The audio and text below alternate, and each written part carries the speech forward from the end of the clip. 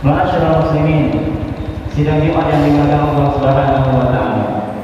Tidak hentinya kita bersyukur atas nikmat yang Allah berikan kepada kita.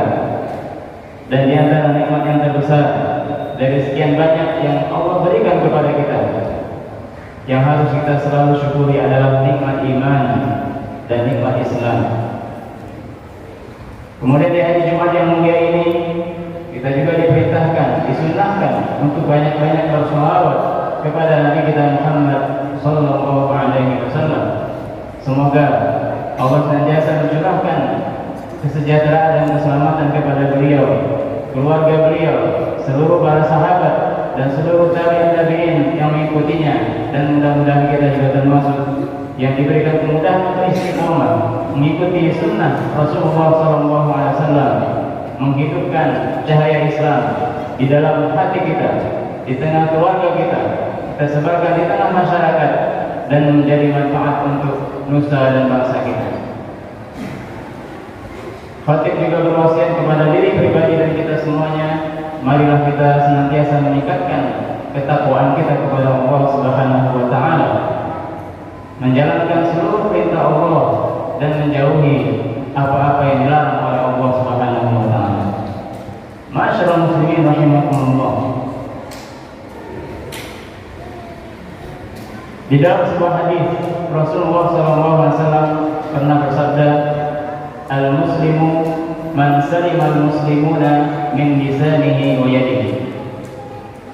Seorang muslim, seorang yang mengaku Islam,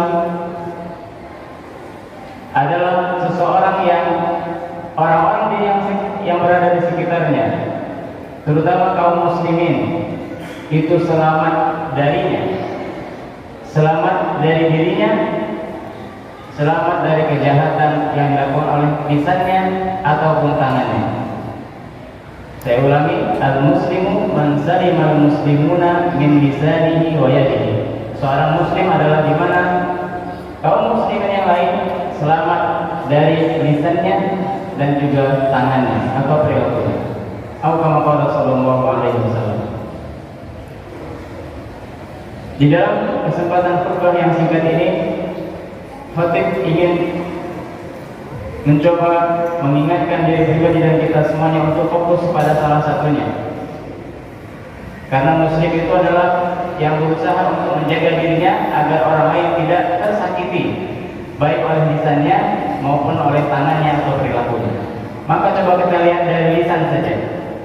Lisan diungkapkan oleh banyak orang dengan ungkapan lidah tak bertulang. Saking ingin menunjukkan betapa lincahnya lidah itu bergerak, mengeluarkan kata-kata yang keluar dari mulutnya, bahkan kadang tidak mampu dikontrol, tidak mampu direm, sehingga bisa jadi yang keluar dari mulutnya itu sesuatu yang menyakitkan, sesuatu yang menyakiti perasaan orang lain, sesuatu yang menimbulkan permusuhan, menimbulkan kerusakan, atau bahkan juga tercatat sebagai dosa di sisi Allah Subhanahu wa taala. Padahal di dalam Al-Qur'an yang Allah turunkan kepada Nabi kita Muhammad sallallahu alaihi wasallam 14 abad yang lalu sampai hari ini, dan Allah akan jaga insyaallah sampai hari kiamat, akan selalu original, akan selalu relevan kapanpun zamannya dan dimanapun tempatnya. Di dalam Al-Quran, di dalam surah Al-Hujurat ayat 11 dan ayat 12, Allah Subhanahu wa taala telah menjelaskan di antara adab-adab atau etika dalam bersosial. Sosial artinya hubungan antara manusia dengan manusia yang lainnya, baik itu dalam keluarganya, dengan anaknya, dengan ibunya, dengan istrinya, dengan tetangganya, dengan masyarakat, dan dengan publik atau orang secara umum. Semua telah diatur, dijaga agar kita bisa menjaga hubungan sosial kita tetap baik. Di antaranya di ayat 11, setelah Allah awali ayat itu dengan panggilan, ya ayyuhalladzina amanu, wahai orang-orang yang beriman, la yaskhar qaumun min qaumin, janganlah suatu kaum menjelekkan kaum yang lain, menghina, meremehkan, merendahkan. Asa an yakunu khairun minhum. Bisa jadi orang yang diejek itu, golongan yang direndahkan itu justru lebih baik daripada yang menghina. Wala nisa'un min nisa'in asa an yakunna khairan minhunna. Juga para wanita jangan merendahkan wanita yang lain, karena bisa jadi yang direndahkan, yang diremehkan, yang dihina itu lebih baik daripada yang menghina. Wala talbisu anfusakum wala tanabazu bil alqab. Dan janganlah kalian memanggil dengan panggilan yang tidak baik, mengolok-olok satu sama lain. Bisa disebut fusuq ba'dal iman. Betapa buruknya orang-orang yang telah beriman kemudian melakukan kefasikan. Wa man lam yatub fa ulaika humul zalimun. Dan barang siapa yang tidak bertobat, maka itulah orang-orang yang zalim. Dari ayat ini kita dapat adab yang pertama di dalam bersosial kepada manusia siapapun itu, yang dekat maupun yang jauh, adalah tidak menghina, tidak merendahkan, tidak mencaci maki. Di dalam ayat yang ke-12, Allah Subhanahu wa taala kemudian mengulangi lagi dengan panggilan ya ayyuhalladzina amanu, wahai orang yang beriman, ijtanibu katsiran minadh dhann, jauhilah prasangka. Karena apa? Karena kebanyakan atau sebagian besar prasangka itu akan menjadi dosa. Tentu yang kita maksud di sini adalah prasangka buruk, suudzon. Kepada siapa? Kepada orang lain. Hindari. Inna ba'du dhanni ism, karena kebanyakan atau sebagian dari prasangka itu adalah dosa. Wala tajassasu, dan janganlah kalian mencari-cari kesalahan orang lain. Wala yamtak ba'dukum ba'dha, dan janganlah kalian menggunjing, ngomongin orang lain. Dan ini diibaratkan dalam Al-Quran, dibuat sebuah perumpamaan oleh Allah Subhanahu wa taala. Ayuhibbu ahadukum an ya'kula lahma akhihi maitan fakarihtumuh. Apakah dari kalian suka memakan bangkai dari saudaranya sendiri? Fakarihtumuh, pasti kalian akan tidak menyukainya. Wattaqullah innallaha tawwabur rahim. Maka bertaubatlah kepada Allah, bertakwalah kepada Allah, karena sesungguhnya Allah Maha penerima taubat dan Maha Pengampun. Hadirin kaum muslimin yang dimuliakan Allah Subhanahu wa taala, di dalam ayat 12 ini kita dapat tambahan, ada 3 lagi etika dalam bersosial. Yang pertama, hindari prasangka buruk atau suudzon. Yang ketiga, jangan mencari-cari kesalahan orang lain. Setiap manusia pasti punya aib, punya kekurangan, tidak ada yang sempurna. Tanpa dicari-cari saja kita sering menemukan aib saudara kita, apalagi dicari-cari.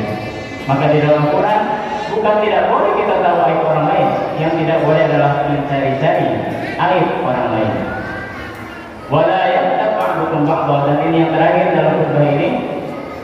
Yang keempat etikanya adalah jangan ghibah, jangan ngomongin orang lain. Kenapa?